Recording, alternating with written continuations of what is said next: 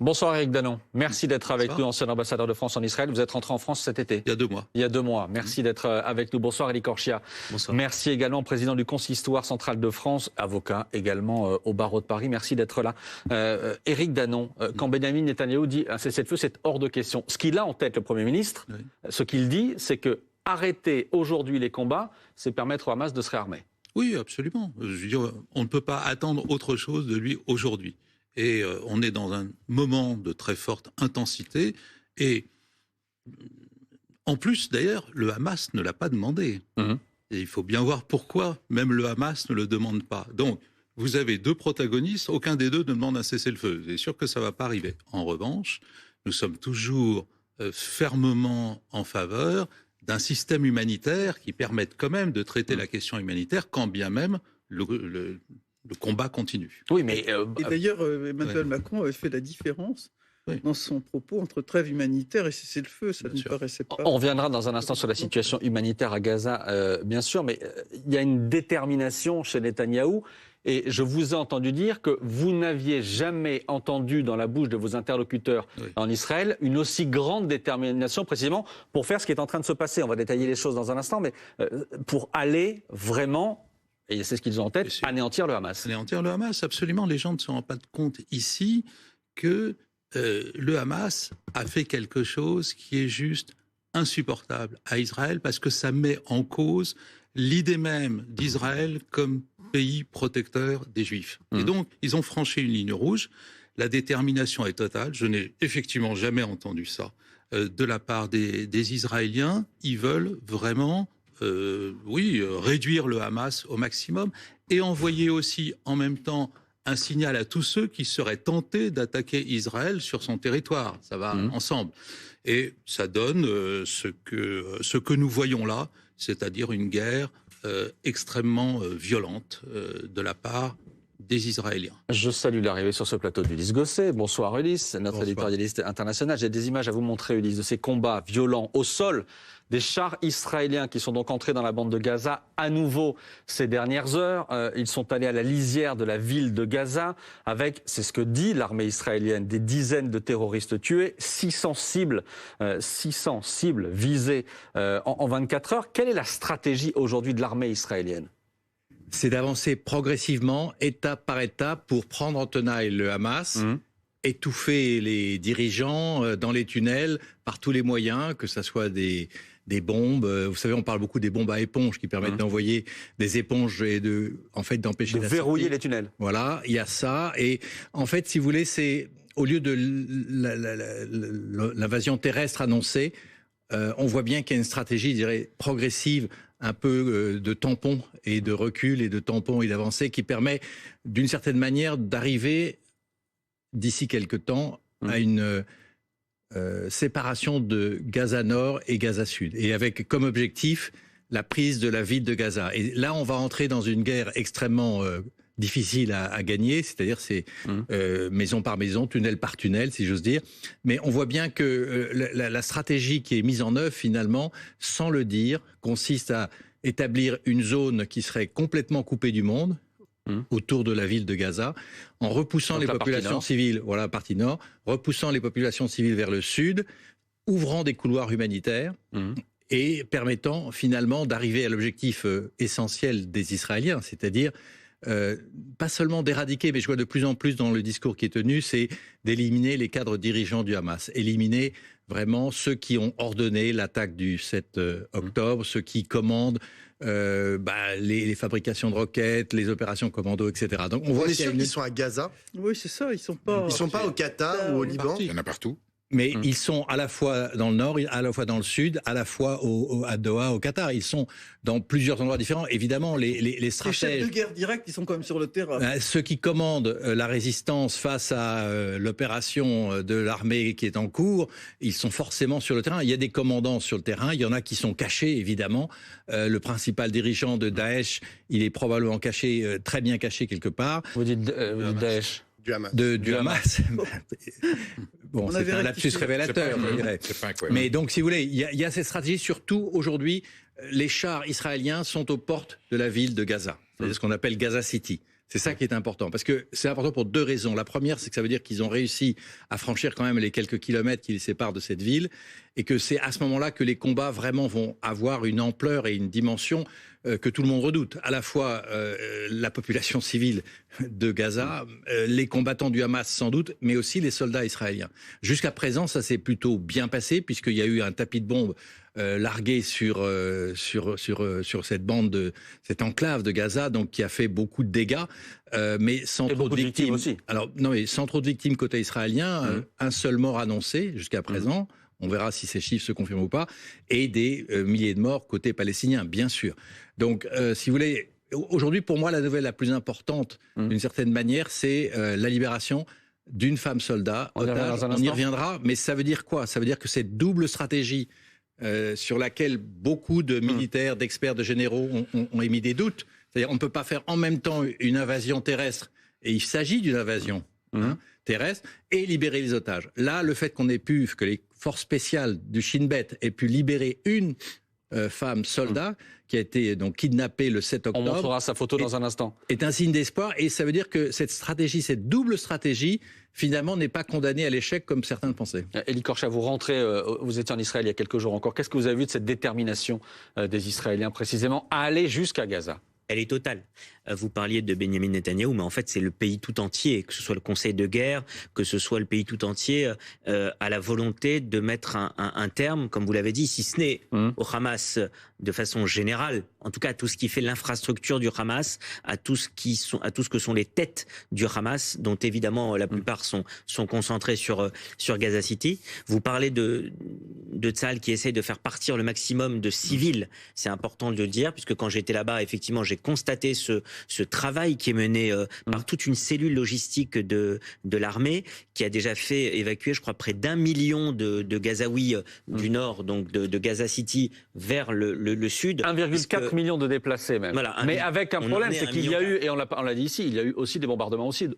Bien sûr, mais il faut savoir aussi que le Hamas fait tout pour empêcher certains civils de partir aussi, parce ils ont toujours fait ça. On le sait très bien, ils essaient de se servir comme bouclier humain de civils. Mais déjà 1,4 million de personnes qui sont parties, ça permet aussi de préparer la zone. C'est pour ça qu'ils ne sont pas rentrés aussi avec une invasion terrestre tout de suite. C'est parce qu'il y a cette volonté de préparer au maximum la zone pour ensuite pouvoir rentrer et éliminer au maximum les cibles. Et je termine sur un point qui me paraît aussi important, c'est que lorsque on sait comment Tsahal fait attention à chaque vie humaine, non seulement ses soldats, mais aussi le maximum de civils à préserver.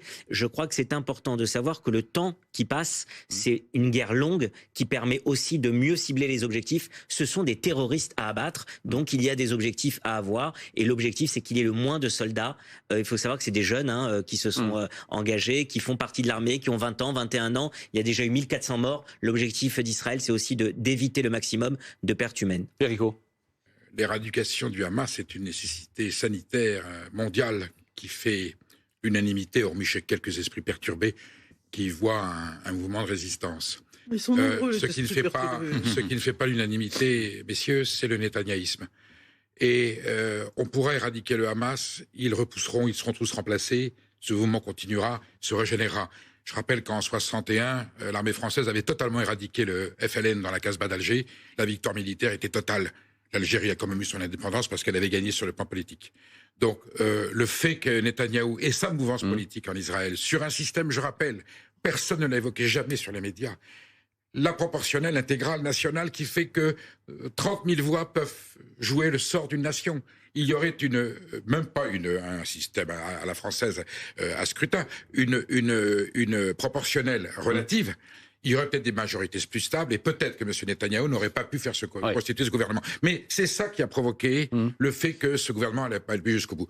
M. Netanyahou est responsable de la mort de la paix. Sa mouvance politique, Ariel Sharon a commencé, ils ont tué la paix. Je rappelle que Yitzhak Rabin a été assassiné par un militant juif et non pas par un militant palestinien. Il y a donc en Israël une faction extrême, nationaliste qui ne veut pas de la paix. Et Netanyahou a joué sur le Hamas pensant qu'il avait gagné, sauf qu'il ne faut pas recoloniser la Cisjordanie pendant ce temps-là, et ça lui a pété au nez. Donc, il faut éradiquer le Hamas, qui repoussera s'il n'y a pas une solution politique. Mais par contre, je pense, monsieur, que dans l'opinion israélienne, monsieur Netanyahou ne fait pas du tout l'unanimité, tout au contraire, et je pense qu'il aura des comptes à rendre, heureusement, parce que la démocratie israélienne en a besoin. Elie Korchia. Un petit mot juste, j'entends tout à fait ce que vous dites. Il y aura le temps des... Après la guerre, il y a toujours le temps de la politique. On n'est pas dans le temps de la politique, on n'est pas dans le temps des enquêtes et voire même des décisions qui seront prises plus tard. Je rappelle juste que c'est quand même Ariel Sharon qui a rendu la bande de Gaza il y a 17 ans. Donc ça montre bien qu'il y avait une volonté, même parmi les plus grands faucons, il y avait une volonté toujours d'aller vers le sens de la paix. Malheureusement, on est 17 ans plus tard et aujourd'hui, il y a un mouvement terroriste qui a fait main basse sur Gaza et c'est ce mouvement terroriste qu'il faut éradiquer jusqu'au dernier de ses leaders. Il renaîtra. Éric Danon, la situation humanitaire, on a des milliers de morts, des milliers de bâtiments détruits du côté de Gaza, 1,4 million de déplacés, on en parlait à l'instant. Jean-Yves Le Drian, ancien ministre des Affaires étrangères, envoyé spécial d'Emmanuel Macron au Liban, dit à Gaza, les civils payent un prix beaucoup trop lourd. Lui aussi appelle à une trêve humanitaire. On disait tout à l'heure, il n'y aura pas de cessez-le-feu. Netanyahou n'en veut pas, le Hamas, vous le disiez, n'en veut pas. Une trêve humanitaire, quelle forme est-ce qu'elle peut prendre? Comment est-ce que les Gazaouis vont pouvoir être aidés dans les jours ou les semaines qui viennent? Ce que vous pouvez toujours faire venir déjà dans Gaza des camions de vivres, d'eau, de médicaments, etc. Sauf que là, vous avez un problème qui est non seulement celui d'Israël, mais aussi celui de l'Égypte. Et ce qui est à nouveau, non pas surprenant, mais une confirmation, c'est que les pays arabes de la région ne veulent absolument pas des Gazaouis et du Hamas. Et donc, il y a là quelque chose depuis toujours. Ils souhaitent que le conflit ne sorte pas de là où il est.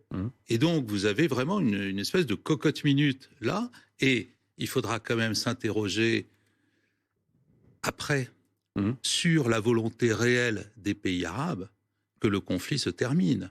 Moi, j'ai parlé avec suffisamment de pays, l'Égypte, la Jordanie et d'autres, pour avoir la conviction profonde que le conflit les arrange. Parce que si jamais il y a la paix, ça veut dire qu'Israël devient la superpuissance régionale. De la région. Et que les Palestiniens ont un rôle par rapport à la cohésion du monde arabe. Je vais vous dire quelque chose de terriblement cynique, mais c'est pas moi qui l'ai dit. C'est un très haut dignitaire algérien il y a 8 ans. J'étais directeur politique adjoint. Je me disais, mais vous faites rien pour les Palestiniens en tant que personne, vous faites des choses sur le conflit.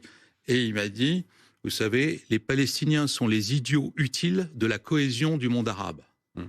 Donc, il y a vraiment quelque chose là qui est très fort. Et aujourd'hui, on voit bien que... le Hamas a en quelque sorte interrompu ces processus de normalisation qu'on a vu en Arabie Saoudite, etc. Il a fait une OPA sur... Ce sont des génères pour les pays arabes. Oui, exactement.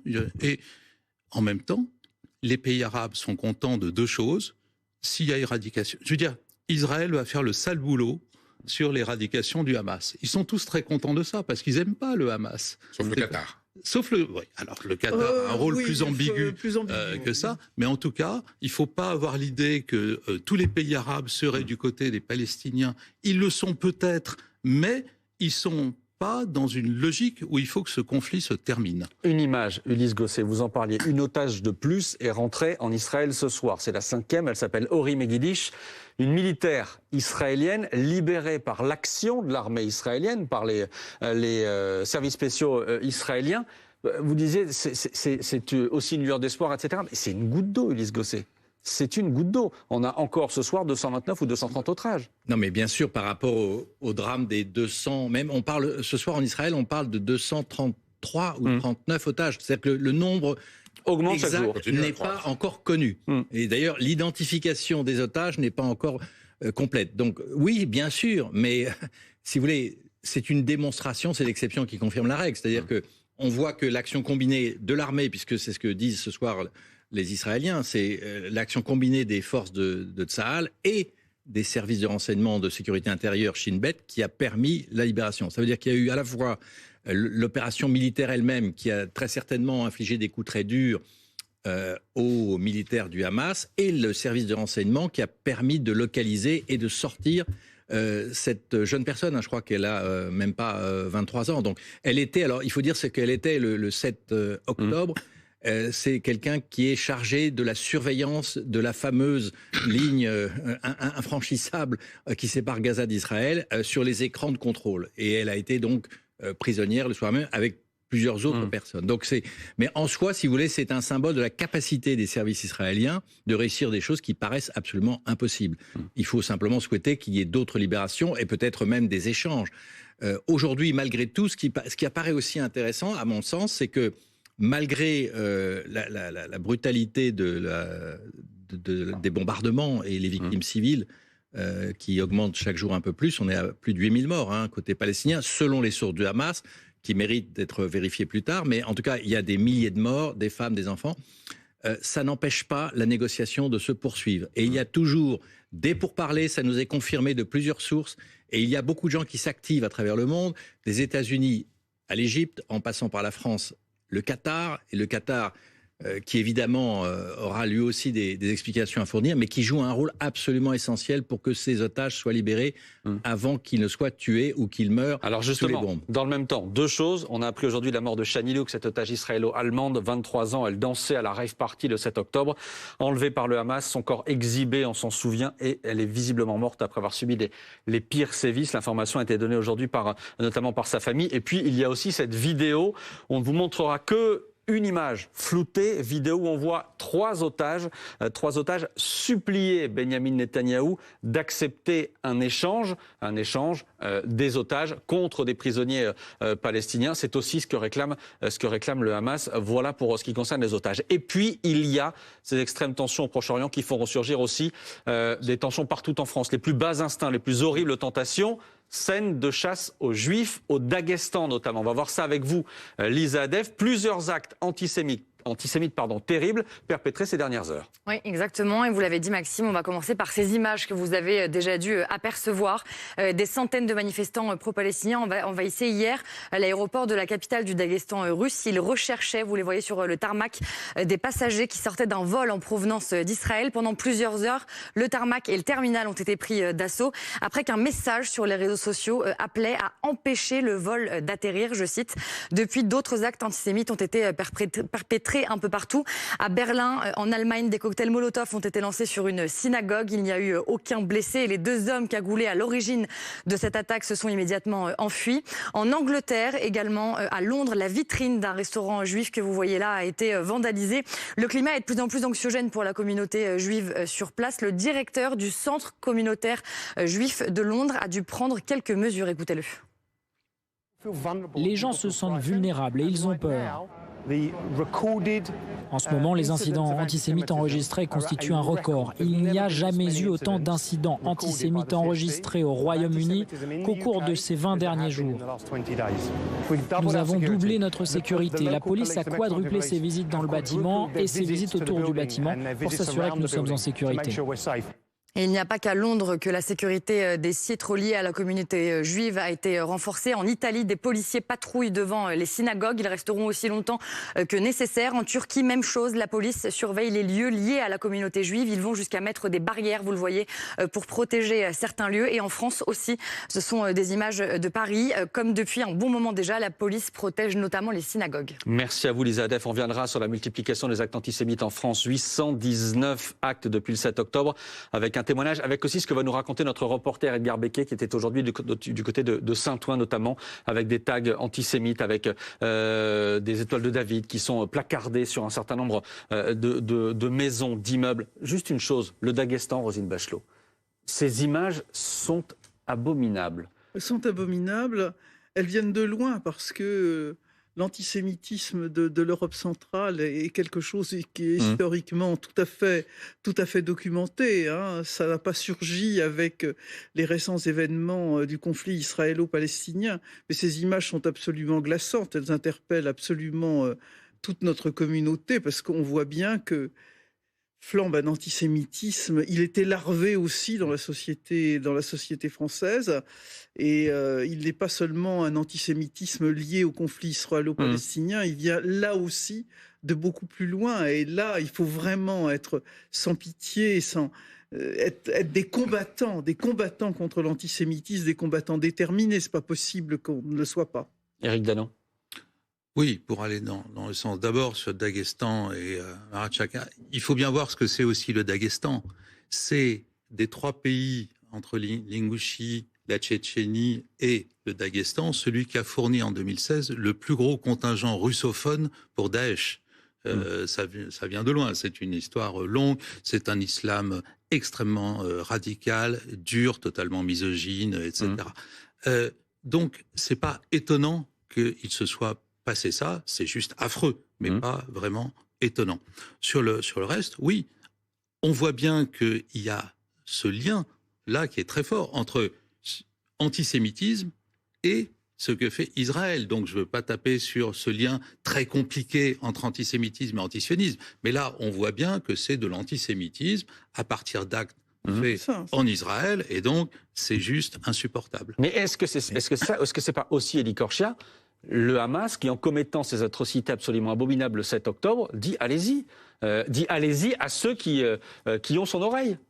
Oui, et puis il faut savoir une chose, c'est qu'à chaque fois qu'il y a eu, malheureusement, au cours de ces dernières années, des épisodes de guerre en Israël, on le sait très bien, il y a eu une importation par un certain nombre de personnes en France de l'antisémitisme qui est lié viscéralement à l'antisionisme. Et on l'a dit, et les politiques ont été très clairs, en tout cas ces dernières années, c'était pas le cas il y a 20 ans, mais depuis quelques années, notamment nos responsables politiques sont très clairs et disent l'antisionisme est un nouveau visage de l'antisémitisme.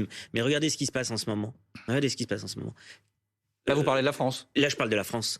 Quand vous parlez des 800 actes antisémites. 819 depuis le 7 octobre, 414 plus de interpellations. 400 interpellations. Il faut que celles et ceux qui nous écoutent comprennent bien, ou qui nous regardent, comprennent bien qu'en l'espace de 3 semaines, on a plus d'actes antisémites dans notre pays que sur une année entière, sachant que déjà les 3-4 dernières années étaient déjà un plateau qui était haut. C'est-à-dire qu'aujourd'hui, il y a une désinhibition de l'acte antisémite. Et je voudrais vous dire aussi un chiffre. C'est pour ça que vous avez raison, Roselyne, de dire que c'est un combat qui doit être un combat de tous les citoyens, pas que de la communauté juive. On est tous sensibilisés, comme sur le racisme, comme sur l'antisémitisme. Ce qui est en train de se passer, c'est que lorsque vous parlez des actes, plus de la moitié des actes concernent des atteintes aux personnes. C'est-à-dire des insultes aux personnes, des menaces aux personnes, notamment avec des armes. Et évidemment, des actes qui deviennent violences physiques depuis ces derniers jours, qu'on avait un petit peu moins les 2 premières semaines, mais depuis quelques jours, ces actes augmentent. Et c'est ça notre inquiétude, c'est qu'il faut préserver, pour chaque Français de confession juive dans ce pays, il faut préserver notre intégrité,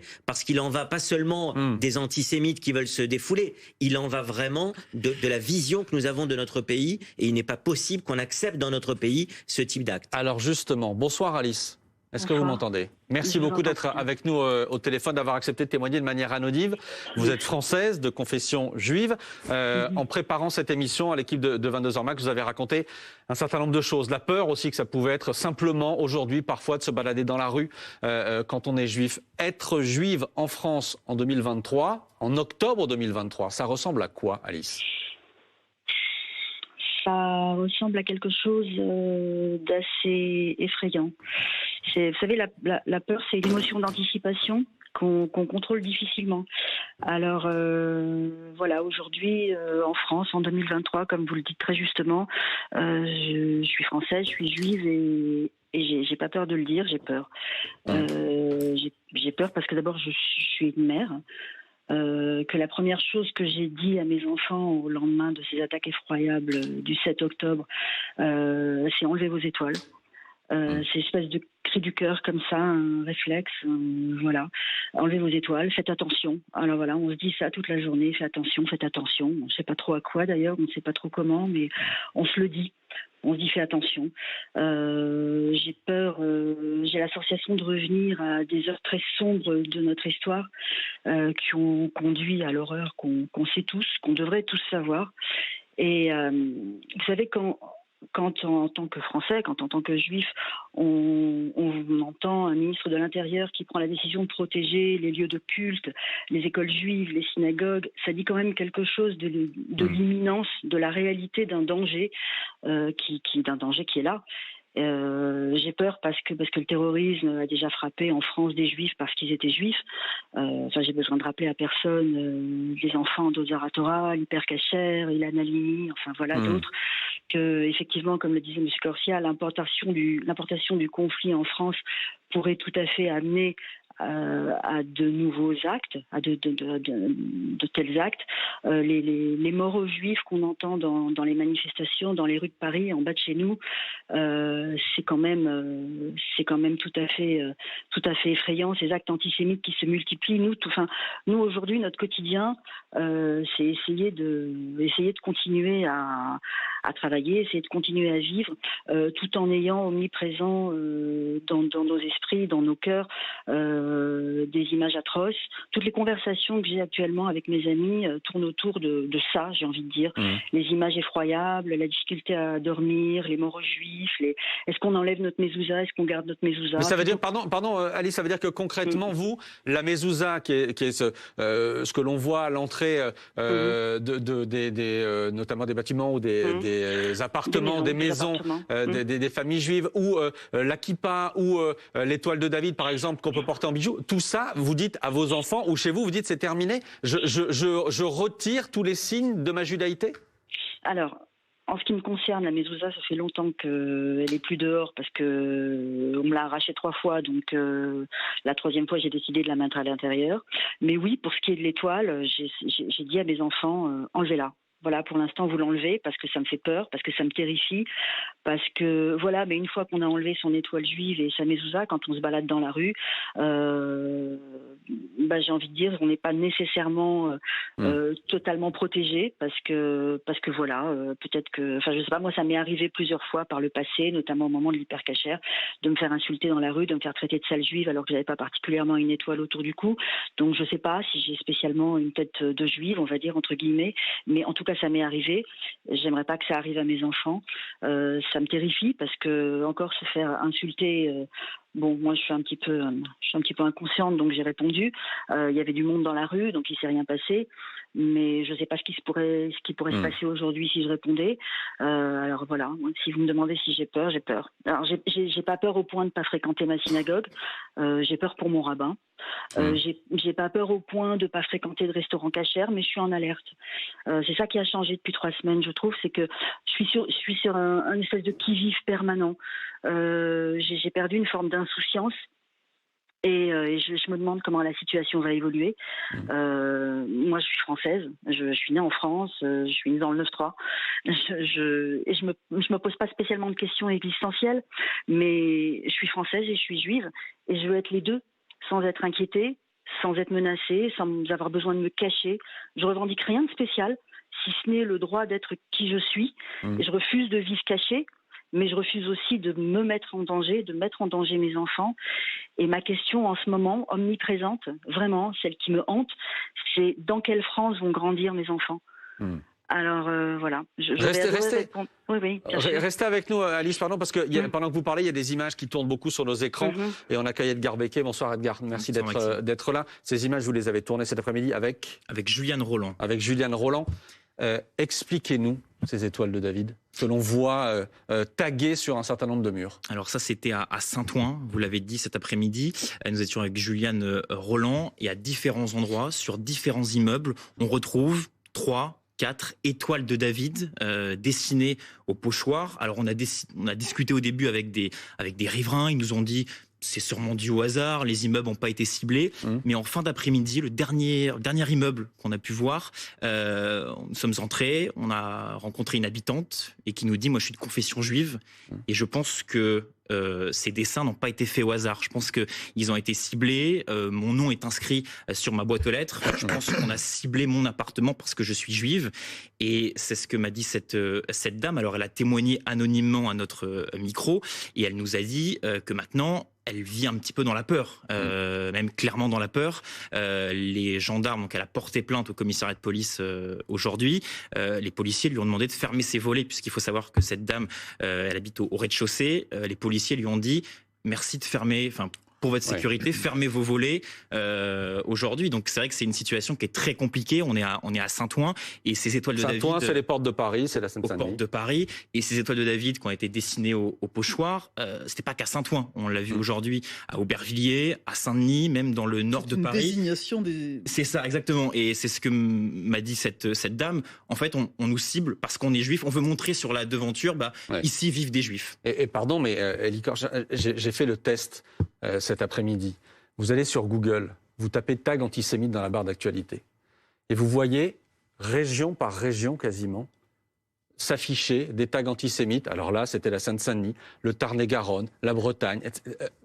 Il y en a, pas partout, mais on a effectivement, depuis 3 semaines maintenant, toutes ces choses-là qui réapparaissent. Bien sûr, et c'est très inquiétant. Quand on parlait des 800 actes antisémites qui ont été recensés sur cette période seulement de 3 semaines, il faut bien comprendre qu'il y a énormément, dans toute la France, de tags antisémites et il faut aller déposer plainte. Vous dites que c'est pas comptabilisé dans les 819, c'est qu'en fait il y a beaucoup plus de... Alors, il y en a qui ne sont même pas comptabilisés parce qu'il y a certaines personnes qui ne veulent même plus déposer plainte parce que maintenant, comme on s'habitue malheureusement à tout, eh bien certains ne déposent pas plainte. Moi, j'encourage quand même tout le monde à déposer plainte lorsqu'on est victime du moindre acte antisémite parce qu'il faut qu'il y ait une tolérance zéro en la matière, mais il faut dire que c'est effectivement dans toutes les régions, mais je voudrais insister, et c'est très juste ce que vous avez dit sur, en tout cas, la Seine-Saint-Denis.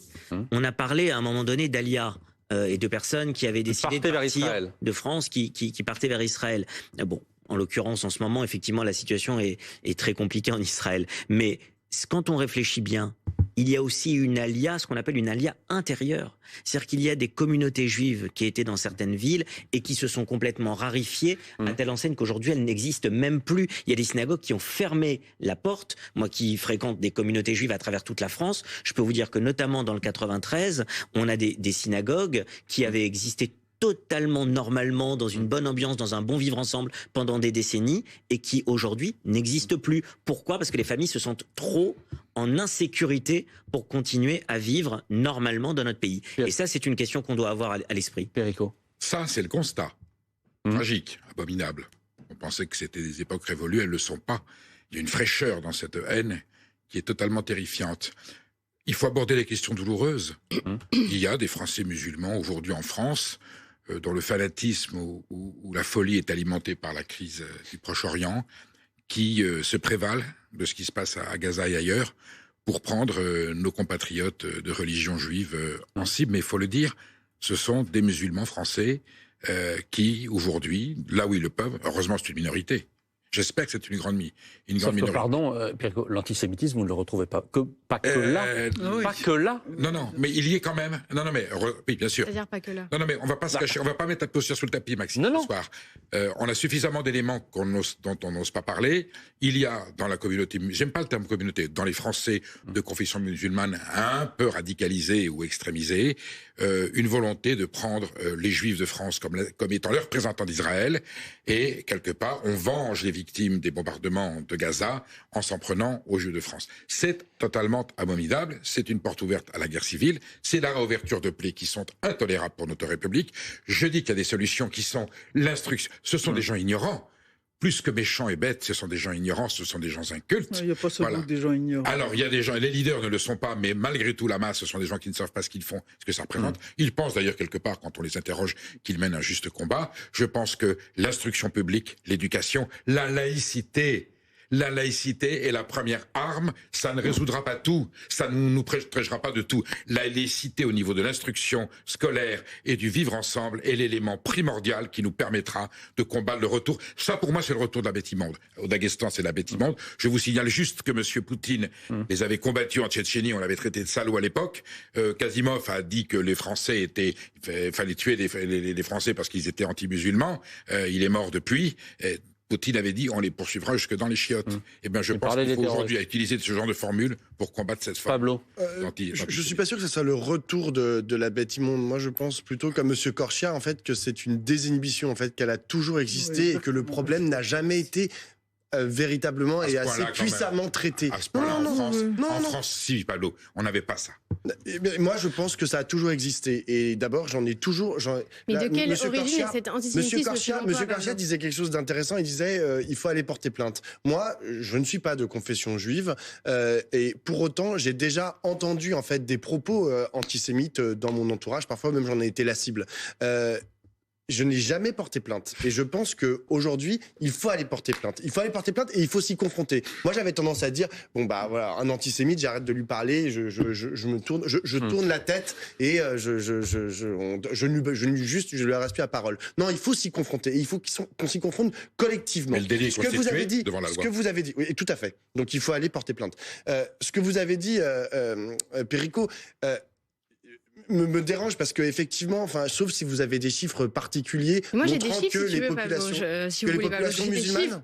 Mais j'ai des chiffres. Allez-y. En fait, on parle depuis tout à l'heure d'abord. On parle depuis tout à l'heure soit du retour de nos vieux démons, soit d'un antisémitisme qui réapparaîtrait.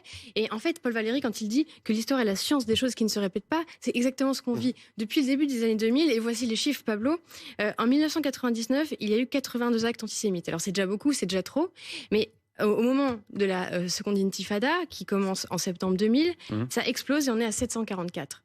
Pourquoi ? Parce que c'est l'importation de conflits israélo-palestiniens dans notre pays, comme ce que l'on vit aujourd'hui. Et depuis le début des années 2000, ces populations issues de l'immigration. Ah non, mais là, je suis désolé, c'est pas ce que vous dites. Hein. Il y a une corrélation en fait entre l'événement et la hausse des actes antisémites, comme on est en train de le vivre aujourd'hui. C'est une évidence, mais pour le coup, tout est documenté, les historiens travaillent dessus. Mais alors donnez-moi vos chiffres. Combien de gens dans ces 780 ou dans les 819 sont de confession musulmane? Vous n'en savez absolument rien. Ces populations, mais enfin, des historiens, des sociologues ont travaillé là-dessus. Vous balayez d'un revers de main les travaux de Bernard Bouger, de Ben Soussan. Non, ça, vous ne voulez pas l'admettre, Pablo. Non, moi je pense que c'est dans toute la société. Non, mais il y a juste une chose.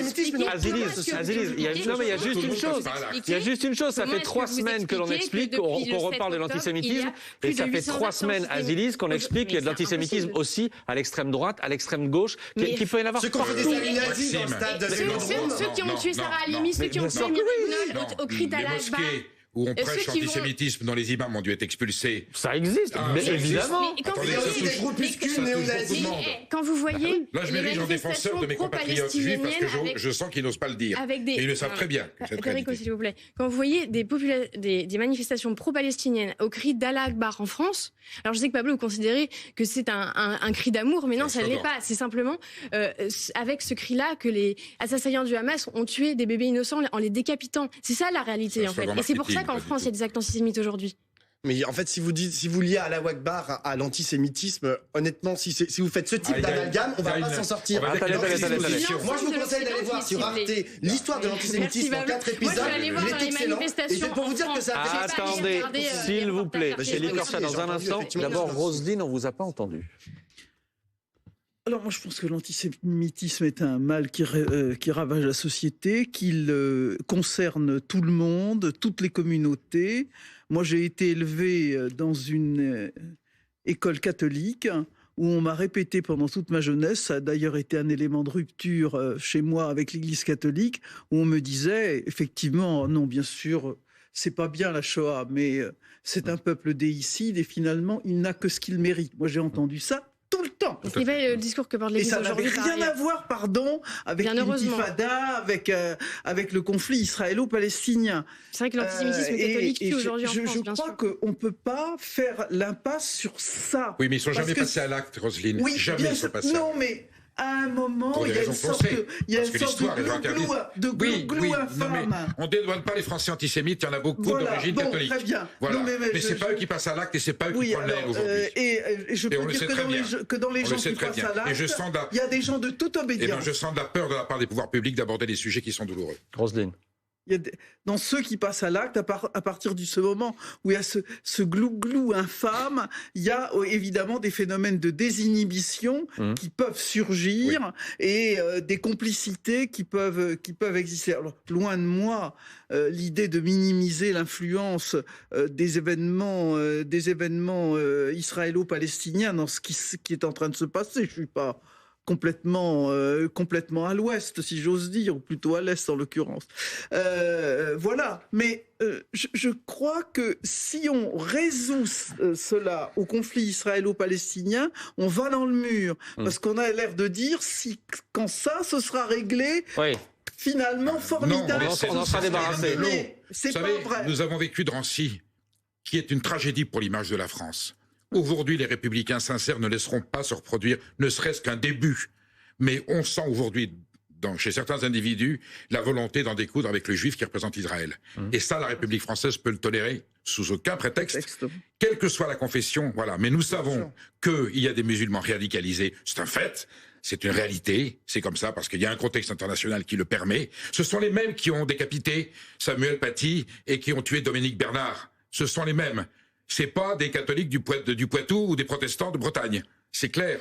Alors, où on donne on nomme les choses. C'était pas on nomme les choses. On ne peut pas tout appeler antisémitisme. Je veux qu'on nomme, je ne demande pas stigmatiser, je veux qu'on nomme pour ça avec le problème. Mais on ne laissera pas la communauté juive exposée sans rien dire et sans rien faire. On a payé cher pour ça. Yassine Mioub et Kobili Traoré. Oui, mais bien sûr, mais pas... En fait, je pense qu'on a... Mais par contre, c'est pas sur les prénoms et sur les noms qu'on peut assigner des identités. Ils sont musulmans et ils ont crié à l'Akbar, donc on a le droit de le dire. Le fond, Élie Corchia. Ne faisons pas, on n'utilise pas les mêmes armes qu'eux. Élie Corchia, s'il vous plaît. Maxime, on parle de plusieurs choses en même temps. J'entends ce qui se dit. Il est évident, on ne va pas enfoncer des portes ouvertes.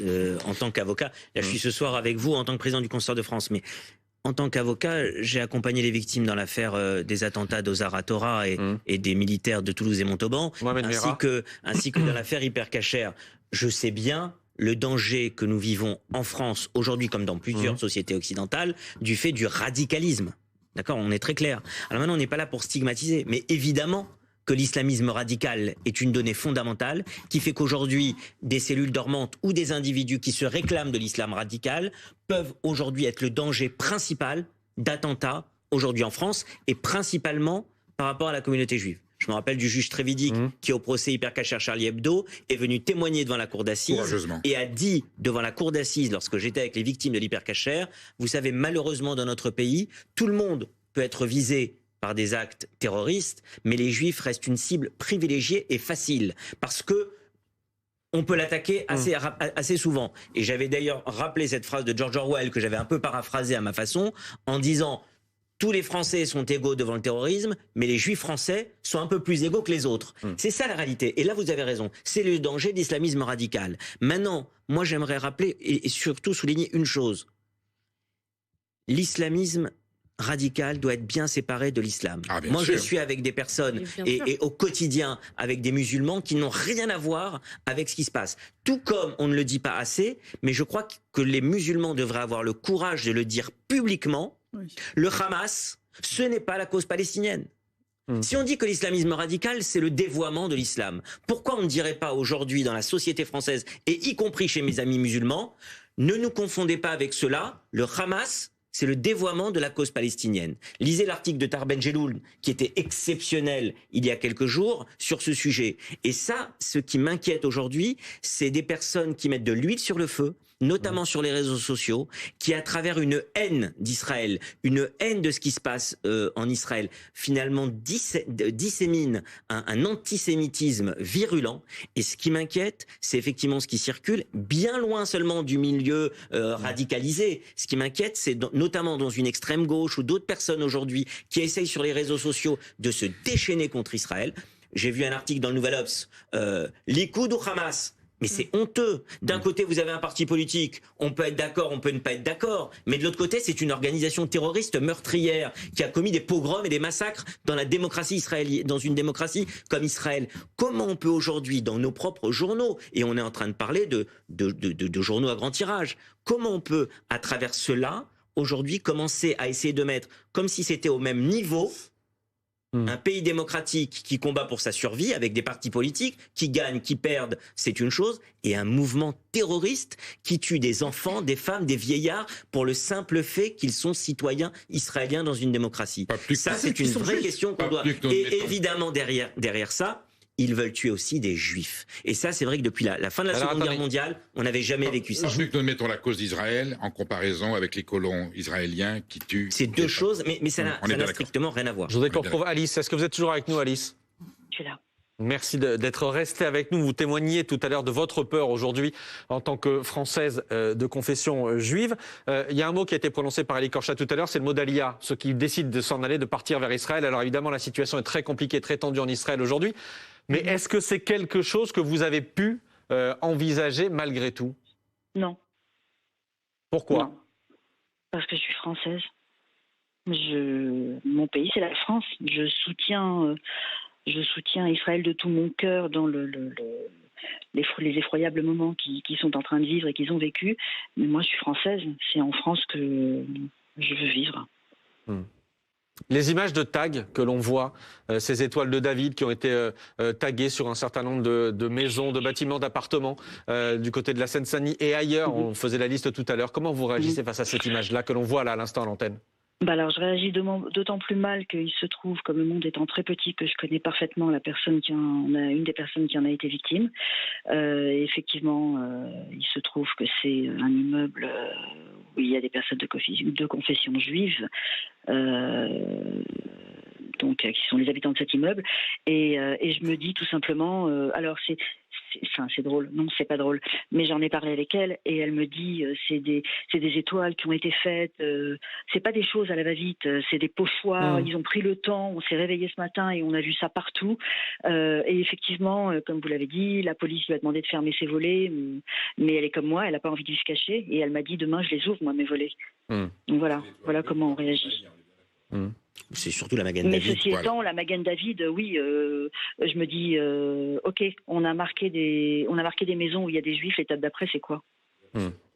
Voilà. Merci Alice, merci d'avoir été avec nous ce soir. Vous vouliez ajouter quelque chose, Edgar? Non, mais c'est vrai que c'est déroutant de voir dans une ville ces étoiles de David dessinées au pochoir. Alors, ce que me disait aussi, les auteurs n'ont pas encore été retrouvés à ce stade. Et puis même, on a discuté aussi avec un représentant de la communauté juive de Saint-Ouen et qui me disait, mais je pense que cet homme nous disait qu'on passe encore un stade. Il a l'impression que de mois en mois, on passe un stade et que depuis le 7 octobre, il a l'impression que voilà, il y a eu un stade qui a été franchi. Et là, on désigne des cibles. Et là, on désigne des cibles. Je pense qu'il y aura une tragédie. On désigne des cibles. D'un mot. Oui, moi je voudrais juste répondre parce qu'on accuse souvent en ce moment l'extrême gauche et une partie de la gauche d'ailleurs d'antisémitisme. Et cette extrême gauche et cette gauche ont tendance à dire non mais chez nous il n'y a rien à voir, on n'est pas antisémite, l'antisémitisme c'est à l'extrême droite. C'est vrai que l'antisémitisme a été structurant et je pense est toujours structurant à l'extrême droite. En revanche, je pense que cette façon en fait de répondre systématiquement circuler chez nous, il n'y a rien à voir, est un problème. Parce qu'en vérité, pas forcément chez les cadres, mais chez les sympathisants, je veux dire, moi je fais énormément de manifestations et j'ai entendu en fait des choses antisémites. Et donc du coup, je pense qu'il faut que les organisations de gauche, que ce soit les syndicats, les partis, les assos, en fait mettent en place des structures pour travailler à la lutte contre cet antisémitisme. Et ne pas le faire, je pense que c'est excessivement problématique. On est au bout. Merci Edgar Becquet, merci beaucoup Eli Korcha d'avoir été avec nous ce soir et merci Alice d'avoir accepté de témoigner ce soir par téléphone. Merci beaucoup Alice.